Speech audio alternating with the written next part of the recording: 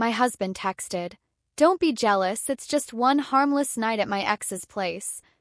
Like I was the problem for having an opinion.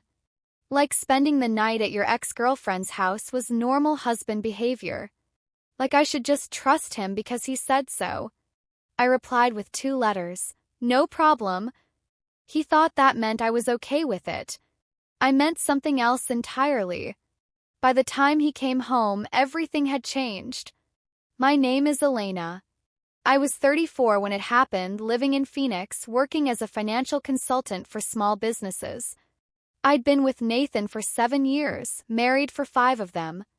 We'd met at a mutual friend's wedding, dated for 2 years before he proposed on a beach in Mexico, built what I thought was a solid partnership based on trust and communication. Nathan worked in tech, software engineer, good salary, flexible schedule. Kind of job that meant he could work remotely sometimes, which was convenient when we wanted to travel or when I had client meetings that kept me out late. We didn't have kids yet. We'd been talking about it, that vague, maybe in a couple years conversation that couples have when they're comfortable but not quite ready to commit to the next phase. I was fine with that. We had time. We were building our careers, enjoying our freedom, figuring out what we wanted our life to look like.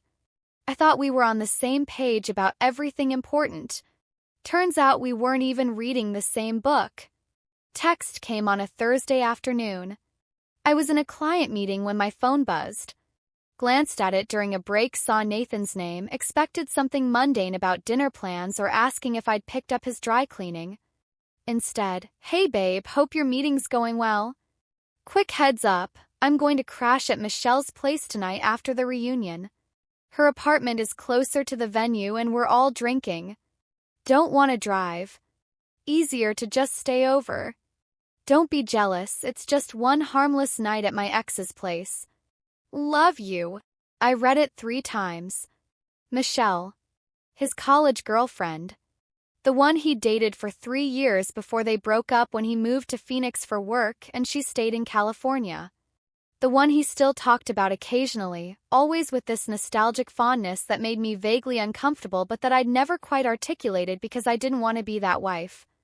They were both in town for their college reunion. Nathan had mentioned it weeks ago, asked if I wanted to come. I'd said no because I had client commitments and didn't particularly want to spend a weekend with strangers who'd share inside jokes I wouldn't understand. He'd seemed relieved, actually. Said it would probably be boring for me anyway. I told him to have fun. Meant it. Trusted him. And now he was texting me like it was completely normal to spend the night at his ex-girlfriend's apartment. Like the fact that they'd be drinking made it reasonable. Like I should just be cool about it because he'd given me a heads up. I finished my meeting on autopilot. Drove home. Sat in my car in the driveway for 20 minutes, reading that text over and over, trying to figure out if I was overreacting. Then I did something I'd never done before. I went through our phone records online.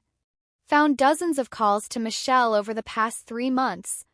Some lasting an hour or more. All during times when I was at work or out with friends. Times when he told me he was working late or playing video games or just catching up on stuff. I checked our credit card statements. Found charges from restaurants in neighborhoods I'd never been to. Coffee shops I didn't recognize. All on days when he told me he was working from home. I sat at our kitchen table with my laptop open, looking at months of small lies adding up to something I didn't want to name.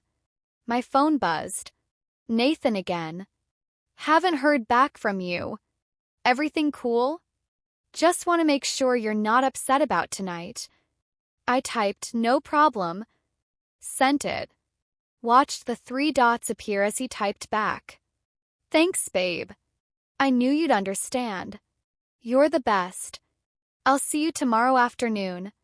Love you. I set my phone down and started making lists. First list, everything in our apartment that was mine. Furniture I'd brought into the relationship. Gifts from my family, things I'd bought with my own money before we got married. Second list, everything that was joint property. Things we'd bought together, wedding gifts, shared purchases. Third list, everything that was his. The lists were revealing. Most of the furniture was mine. Most of the nice things, art, kitchen equipment, the good coffee maker, were mine. The apartment was in both our names, but I'd paid the larger portion of the deposit because I'd made more money when we first moved in together. I'd brought more into this relationship than he had. Not intentionally. Just because I'd been more established, more settled, more ready for partnership. I wondered how I'd missed noticing that imbalance. Around midnight, I called my best friend Sarah. Elena? What's wrong? It's late. Nathan's spending the night at his ex-girlfriend's place. He texted me about it like it was completely normal. Silence. Then what? I told her everything. Text. The phone records.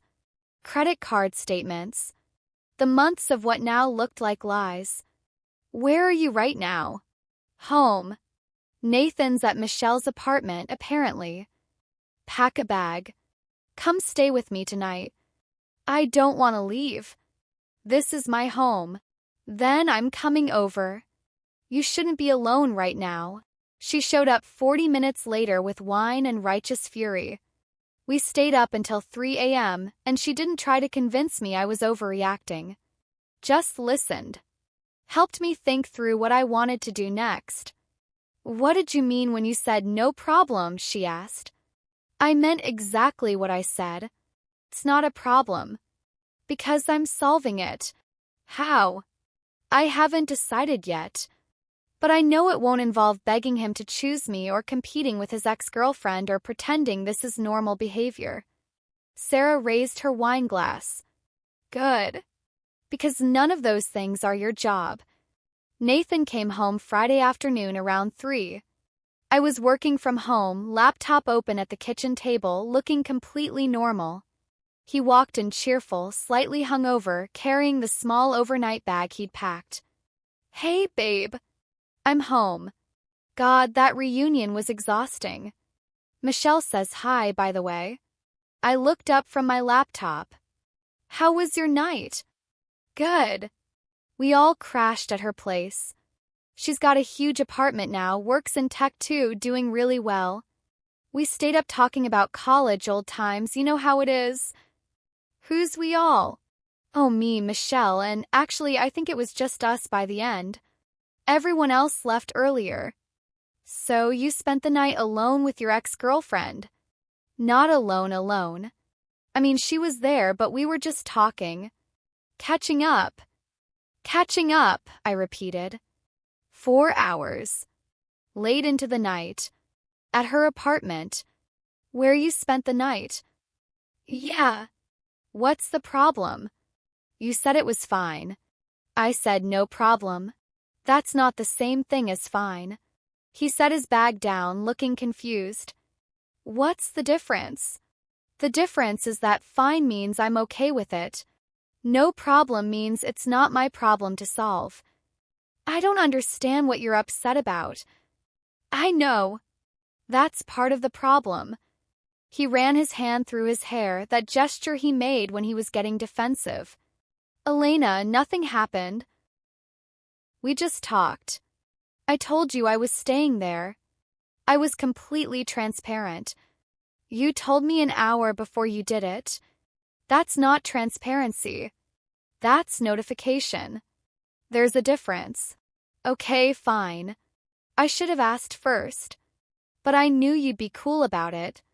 You're always cool about stuff like this. Stuff like what?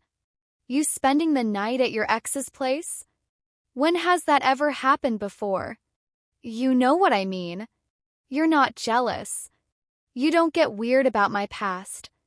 That's one of the things I love about you. I closed my laptop. When's the last time you talked to Michelle? At the reunion. Obviously. Before that. He hesitated just long enough. I don't know. A while ago. Try 3 days ago. Hour-long phone call. Tuesday afternoon. His face changed. Were you checking up on me? I was trying to understand why my husband thought it was appropriate to spend the night at his ex-girlfriend's apartment. So yes, I looked at our phone records, which are joint records for a joint account. Nothing to check up on, it's my information too. That's an invasion of privacy. Is it? 'Cause those calls happened on our shared phone plan. Those restaurant charges happened on our shared credit card. You want privacy? Get your own accounts. You're twisting this into something it's not. What is it then? Explain it to me. Michelle and I are friends. We talk sometimes. We have history. That doesn't just disappear because we broke up. How often do you talk? I don't keep track. I do now. Approximately 3 times a week for the past 3 months. Some calls over an hour long. All during times when you told me you were doing something else. Because I knew you'd react like this. Like what? Calmly asking questions about why my husband has been lying to me for 3 months. I haven't been lying. I just haven't mentioned every single conversation I have. You told me you were working. You told me you were playing video games. You told me you were running errands. Those were lies, Nathan. You were on the phone with your ex-girlfriend and you lied about it. He sat down across from me. Okay. You're right. I should have told you. But I knew it would make you uncomfortable, so I just didn't. You knew it would make me uncomfortable, so you hid it. Do you understand how that's worse? You knew this crossed a line and you did it anyway. It doesn't cross a line. We're just friends. Friends don't hide their conversations from their spouses. Friends don't lie about where they are. Friends don't spend the night at each other's apartments. You're being unreasonable. Am I? Let me ask you something. If I told you I was going to spend the night at my ex-boyfriend's apartment, how would you feel? That's different. How? Because Michelle and I have history. We were together for 3 years. We know each other. It's not like she's some random person. That makes it worse, not better. You have 3 years of history with someone you're now secretly talking to and spending nights with. And I'm supposed to just be cool about that? Nothing happened. Something is happening. Maybe not physically. But you're having an emotional relationship with her that you've been hiding from me. That's something. He was quiet for a long moment. I care about Michelle. As a friend. That doesn't mean I don't love you. But it means you've been choosing her over me. Choosing to talk to her instead of me. Choosing to lie to me to protect whatever you have with her. That's a choice, Nathan. So what do you want me to do? Cut her off completely? Pretend 3 years of my life didn't exist? I want you to prioritize your wife. I want you to be honest. I want you to not spend the night at your ex-girlfriend's apartment and then act like I'm being crazy for having a problem with it. I didn't think it was a big deal. Everything you've done in the past 3 months suggests you knew exactly what kind of deal it was. Otherwise, you wouldn't have hidden it. He stood up, frustrated. Fine. I'll tell Michelle we need to have some distance. I'll stop calling her so much. Is that what you want? I want you to want to do that, without me having to ask. I do want that. Do you? Because 5 minutes ago you were defending spending the night at her place. Because I didn't think it mattered. It matters to me. And the fact that you didn't consider that is the actual problem. He grabbed his phone. I'll text her right now. I'll tell her we need boundaries. Don't do it for me. Do it because it's the right thing to do. Or don't do it at all. What does that mean? It means I'm not going to police your relationships. I'm not going to be the jealous wife who makes demands. Either you understand why this is wrong or you don't. Either you choose to prioritize our marriage or you don't. But I'm not going to beg you to choose me. You're not giving me any room here. You're right. I'm not. 'Cause you've been taking up room in our marriage that belongs to someone else. And I'm done making space for that. I stood up, took my laptop, went into our bedroom and closed the door. He didn't follow. That night, we slept in the same bed but didn't speak.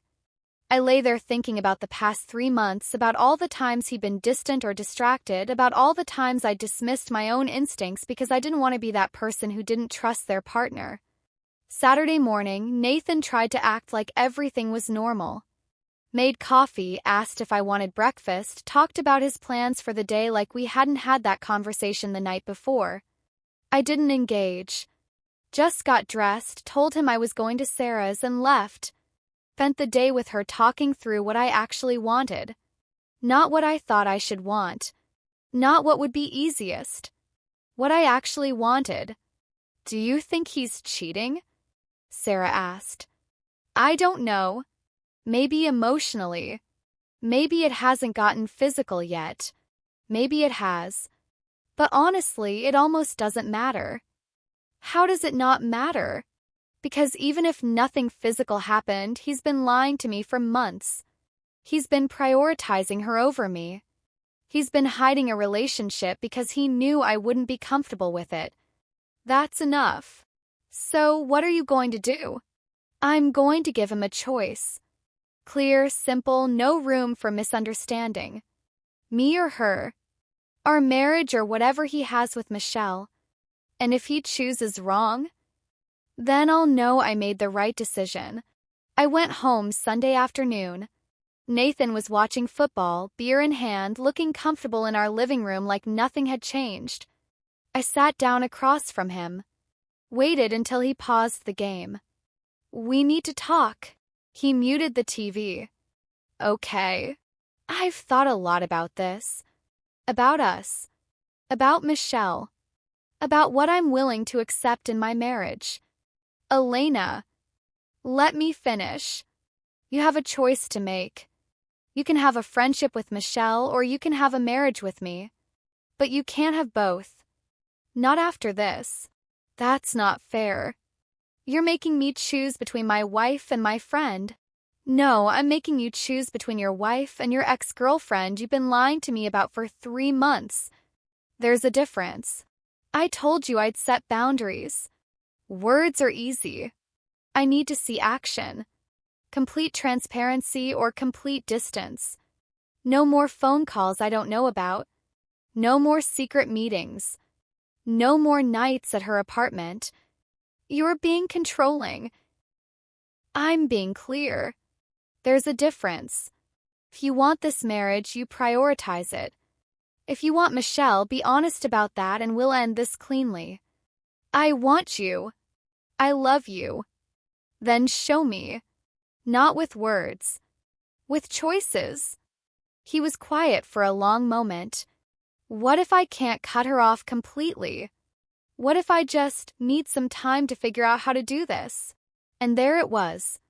The hesitation. The need for time.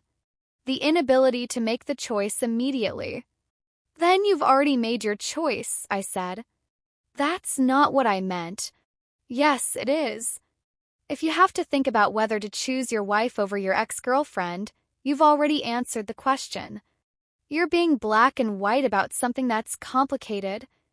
It's only complicated if you make it complicated. Do you want to be married to me? Yes or no? Yes. Then act like it. Right now. Call Michelle. Tell her you can't talk anymore. Tell her your marriage has to come first.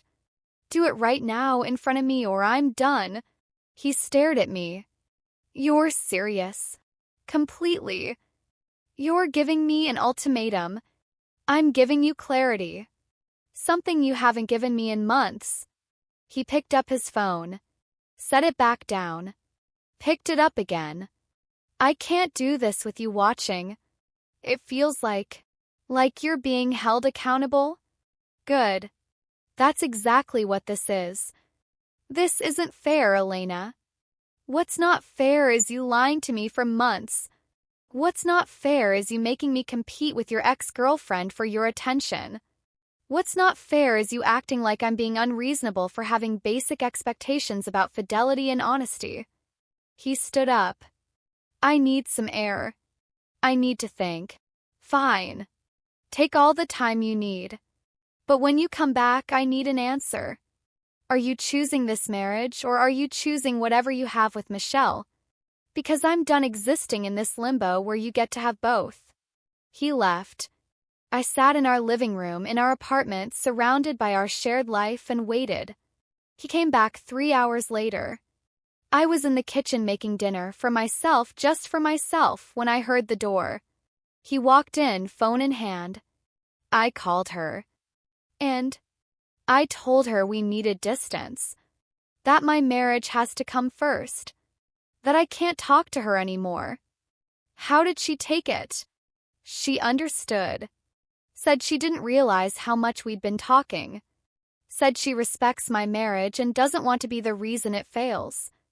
I turned off the stove. Faced him. Did you tell her you've been lying to me about talking to her? I told her we needed boundaries. That's not what I asked. No. I didn't tell her that. Why not? 'Cause it's embarrassing. Because I don't want her to think I'm some guy who lies to his wife. But you are some guy who lies to his wife. You did that. Owning it would be the first step toward not being that guy anymore. I can't change the past. No. But you can be honest about it. Even when it's uncomfortable. Especially when it's uncomfortable. He sat down at the kitchen table. I really messed this up. Yes. You did. Can we fix it? I sat down across from him. I don't know. That depends on whether you understand what you actually did wrong. I lied to you. I prioritized Michelle over you. I spent the night at her place even though I knew it would hurt you. Close. But you're missing something. What? You knew it was wrong and you did it anyway.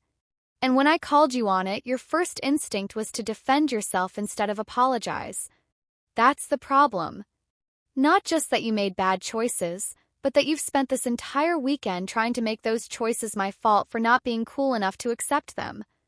He was quiet. If you want to fix this, it starts with you taking full responsibility. Not minimizing. Not justifying. Not blaming me for being upset. Just owning what you did and why it was wrong. You're right. I knew it was wrong. I did it because talking to Michelle made me feel, I don't know, young? Like I was still the person I was before responsibilities and mortgages and thinking about kids. She reminded me of a version of myself I missed. And where did that leave me? Feeling like you weren't enough. Which isn't true. You're everything. I got caught up in something that felt easy and nostalgic, and I didn't think about the cost. The cost was my trust. And trust isn't something you get back by making one phone call. I know. So what do? We start over. With complete honesty. Complete transparency. You give me access to everything, phone records, credit cards, your location. Not because I want to police you, but because you've proven I can't trust your word alone. That feels like a lot. It is a lot. That's what rebuilding trust looks like. It's uncomfortable. It requires you to give up privacy you've been using to hide things. If that's too much, then we should probably just call this now. He thought about it for a long time. Okay. I'll do it. Whatever you need. I also want couples therapy. I want a professional third party to help us figure out if this is fixable or if we're just prolonging the inevitable. Okay. And if you ever lie to me again about anything, big or small, I'm done. No second chances. No explanations. Just done. I understand. We sat in silence for a moment. I do love you, he said quietly. I know I've been terrible at showing it, but I do. I love you too. But love isn't enough if the actions don't match. I need both. We went to therapy. Spent 6 months working through the damage he'd caused.